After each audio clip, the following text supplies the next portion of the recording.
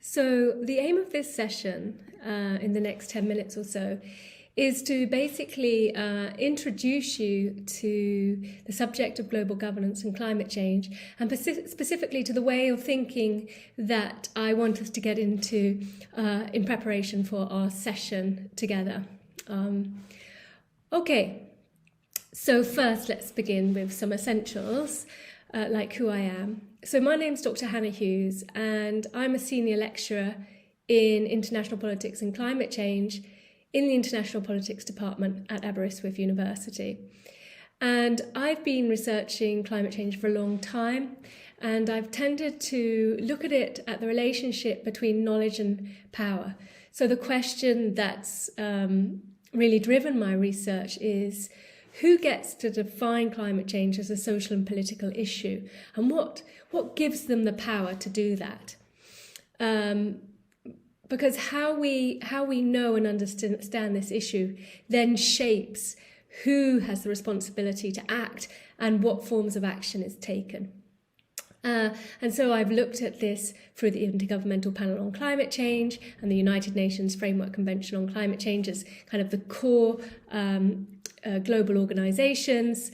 And I've also looked beyond science as the dominant form of how we know the world, to indigenous forms of knowledge and the relationship between knowledge and authority.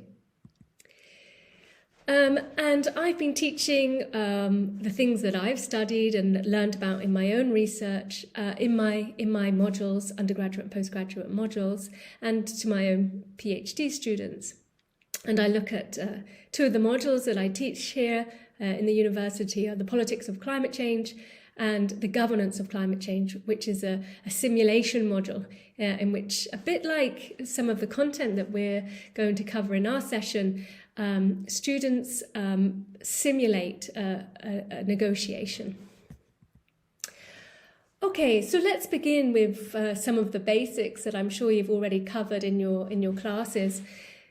The climate is changing. This is driven by, we can see on this graph here, that the kind of rapid increase since the Industrial Revolution of global average temperatures.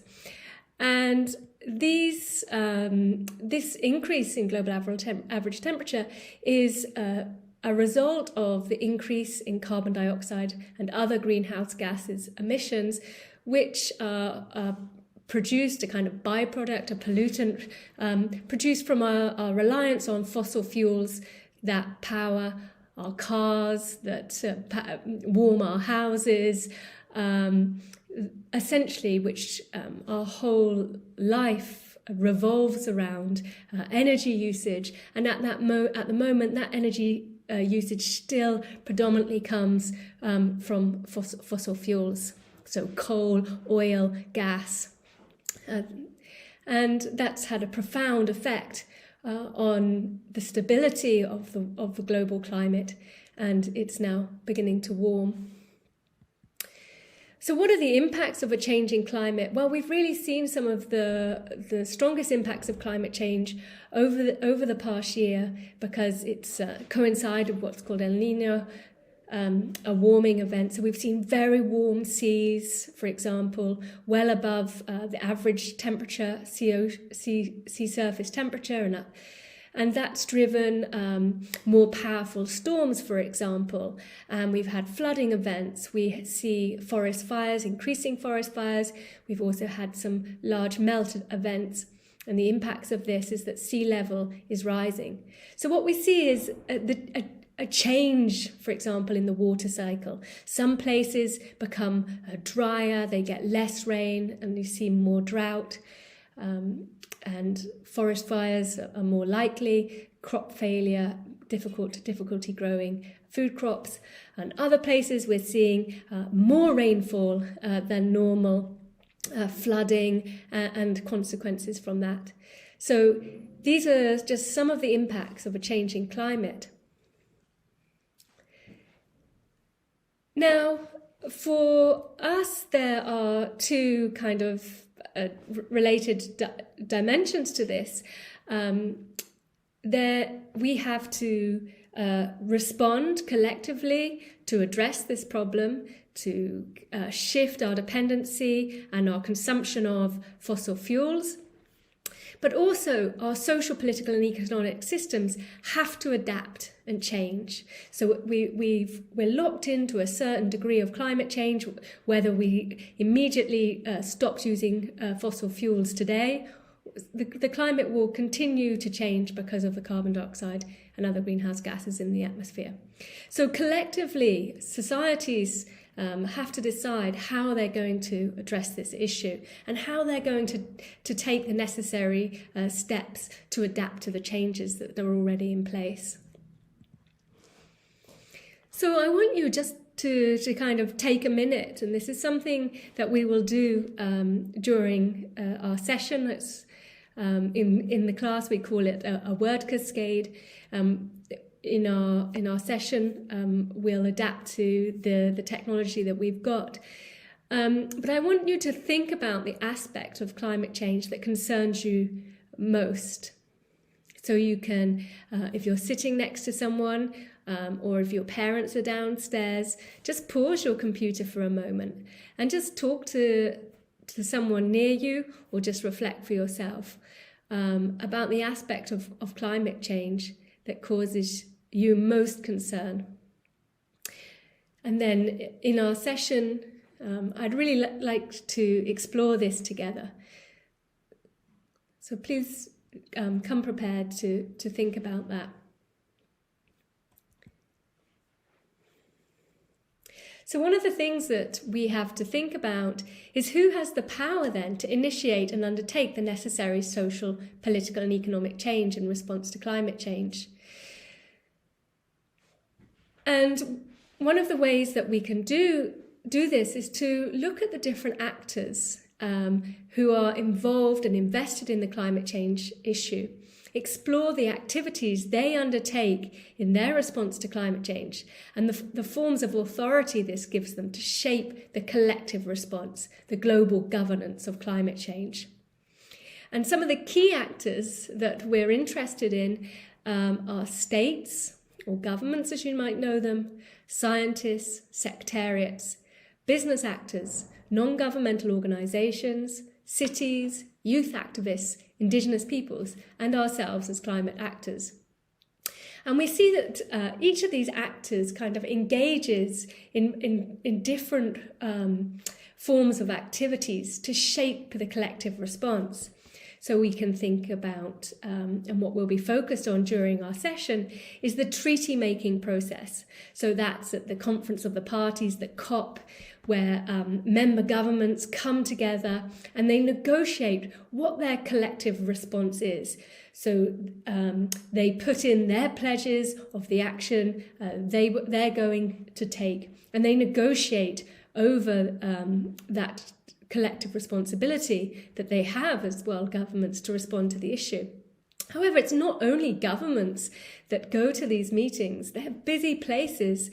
They're what we call mega events. So there's many other actors that show up or even campaign before the meeting begins. They lobby, they produce reports, they assess the knowledge of climate change, they protest, they network at these events. And all the effort is to attempt to change, shape, either push for more action, or in some cases to actually attempt to slow down and reduce the action that's taken. So here we can see some of the range of different actors. So this is focused at COP26, which took place in Glasgow. These images are all from COP26. And we can see here down in the bottom right-hand corner, there's some of the key governments. Saudi Arabia, China, Morocco. Saudi Arabia and China obviously are very, very important, powerful actors in climate negotiations, fossil fuel actors as fossil fuel producers, and they're well-resourced negotiating states. And so while they're focusing on the text and reaching an agreement on how they're going to respond, Other actors, like these protesters, are outside trying to influence governments, trying to push them to make greater pleasures.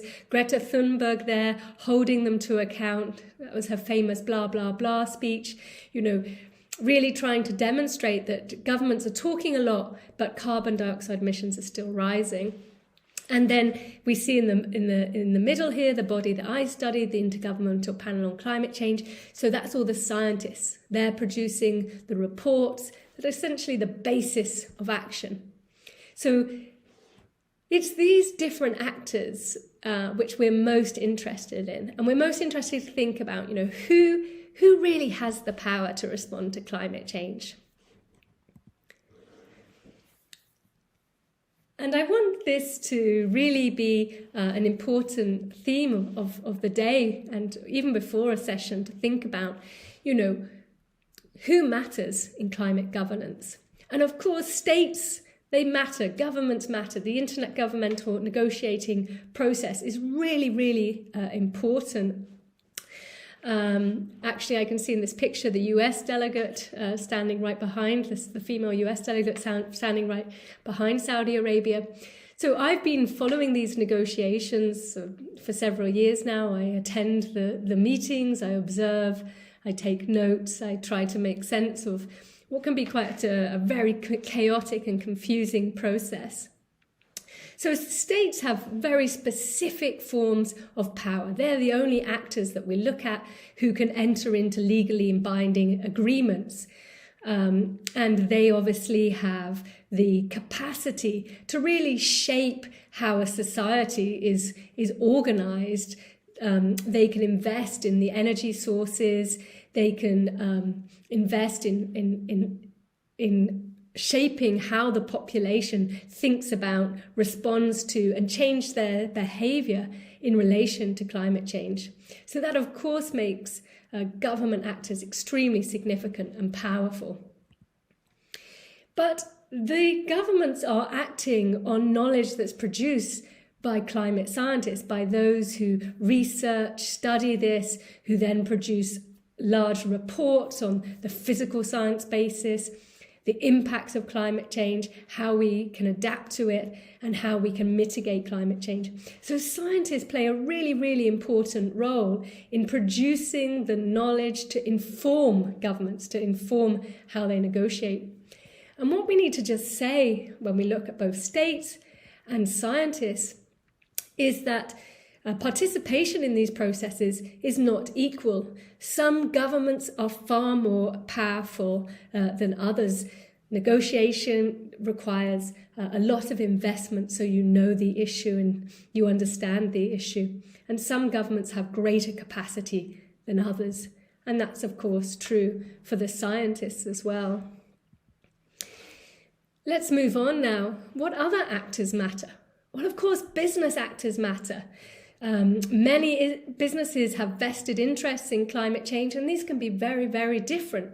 ExxonMobil, fossil fuel producer, obviously, it doesn't really want action on climate change. It wants to continue the reliance on fossil fuels because that's what makes it a lot of money. Whereas a solar producer, solar installers, they do better when governments are interested in responding to climate change. Same for car companies. Really, any business we can think of has some position on climate change. And they then can lobby governments and try to shape their response. They can even produce their own scientific knowledge and reports to input into the process, both towards governments, but also towards populations. Now, one of my favourite actors, and that's the youth movement. Now, this has really grown in importance, not least because of Greta Thunberg. So this is you. This is your role in climate change, your future stake in it. And over the years, as I suggest, their protests have become more important outside the venue, but they've also become active participants more active participants inside the negotiating process as well. They may not be in the negotiating rooms as such, but they have very important symbolic power, and they often speak at the opening of the events. Representatives speak throughout the events, and the secretariat encourages their participation because of their ability to mobilize populations and to mobilize greater support for action. So here we are at kind of the key question that I want you to think about in preparation for our session. So this has just been a taster of the different actors that participate in and shape global governance. We've really just looked at a few of those: governments, scientists, business, and youth activism. And what I want you to think about is who you think is the most important climate actor. So of these different actors that we've met, governments, scientists, business, youth, whose voice do you think is most important and why? And we'll begin our session when we have it, first exploring your own relationship to climate change, and then really getting into who is an important actor in climate governance. And I look forward to seeing you during that session.